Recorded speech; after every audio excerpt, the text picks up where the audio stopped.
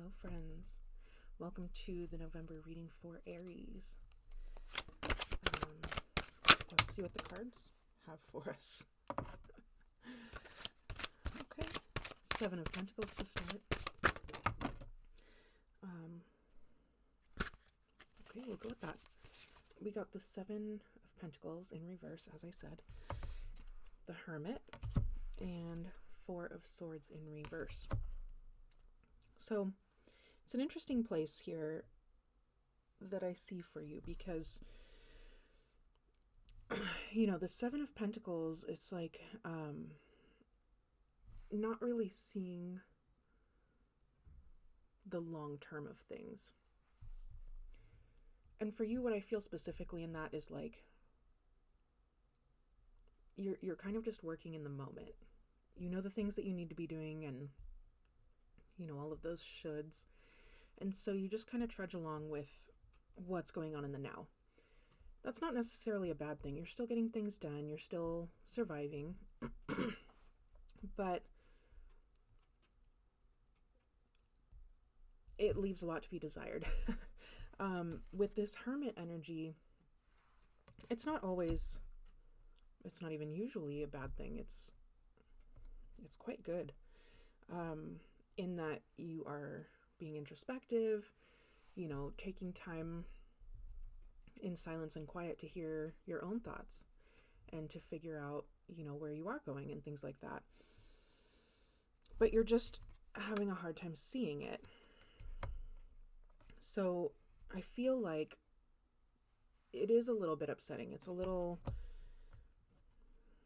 not sad, maybe frustrating, disappointing. It feels like you've been in this energy for a little bit, not too long, maybe a couple weeks at the most, maybe just the last few days. But it's pushing into this new month. And again, you're feeling frustrated. And, I totally understand that.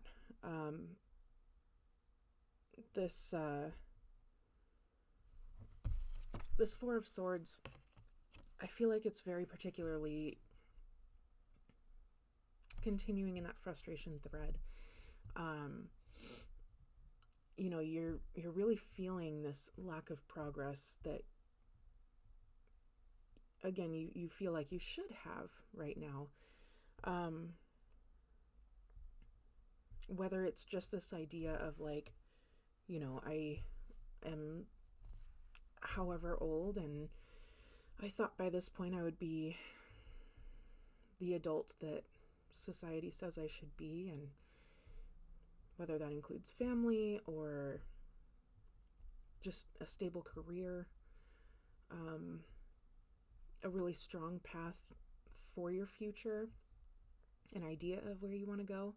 And it seems like whatever those pieces are that you have always kind of expected that would be in place by now just aren't. And you find that very disappointing. I just heard alone when I looked down at the Hermit. And certainly that is a part of the Hermit. And I think maybe that's where the upset comes in.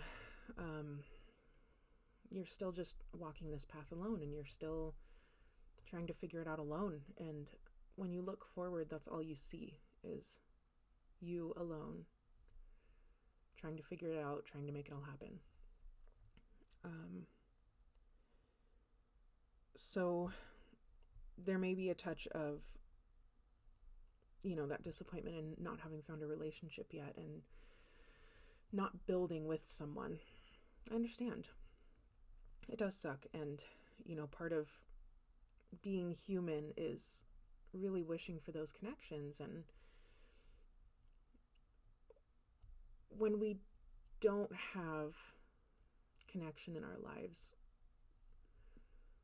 we do feel imbalance, and it does lead to other things. So there is validity in that. And it does cause us to yearn for finding that partner and figuring out what the rest looks like with them. Sometimes when we are so alone and we have wanted a relationship, that can kind of stand in our way of figuring out our future, because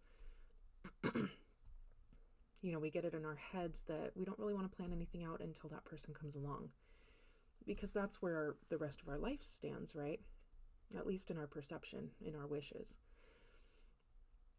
But the truth of the matter is, the only time we have right now is right now. So we can't put everything else off and, put all of our dreams and wishes into some future thing happening. We have to take a look at the reality of what's happening and proceed with that. It doesn't have to be your first wish. It doesn't have to be your final wish even. But if you can acknowledge where everything's at and just build a vision from there, just for yourself. It doesn't have to be all encompassing. It can be simple things like finding your own passion as far as where your career might be able to take you. Looking inward for your gifts and abilities and what you want to be nurturing, so that when that future person comes along, you can be very well grounded and set up in the things that you're doing. So I'm just hearing like rechannel that hermit energy into more productive introspection. So take that for what it is. That might only be for a few of you. And on that note of advice, let's go ahead and pull an oracle card.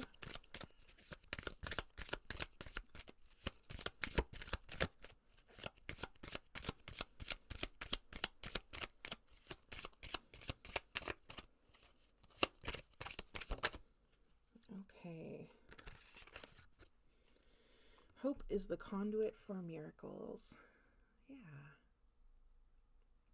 I love the artwork on that card too. It's simple and very pretty. But that's true.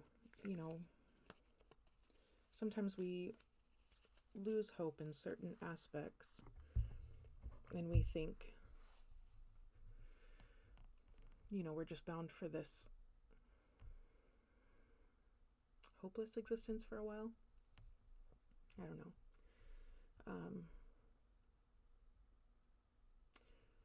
But that's not true. We can find hope in many areas. So if it disappears from one area of life, that doesn't mean that it's going to be gone forever from that part of life. And that doesn't mean that it's not to be found in other parts of your life. We go through different chapters, and each chapter has its own contributions to your overall life. So if something isn't flourishing, it's just not time for that thing yet. Okay? If there's the desire in your heart, there's a reason that it's there, and I have full faith that when we have such strong desires, they will come around eventually.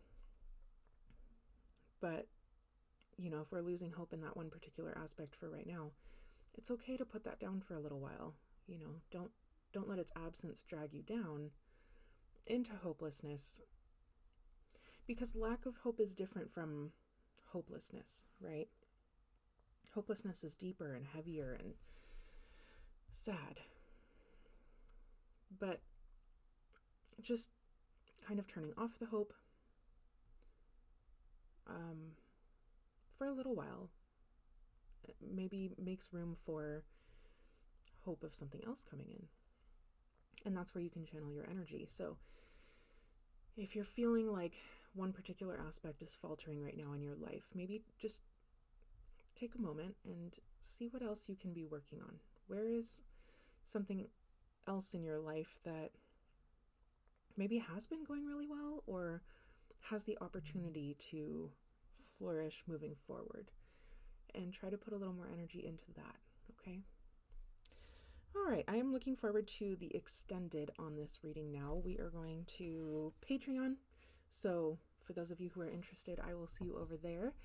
And regardless if you follow over there or not, thank you so much for being here. I really appreciate your support, and I look forward to reading for you again soon. I love you lots.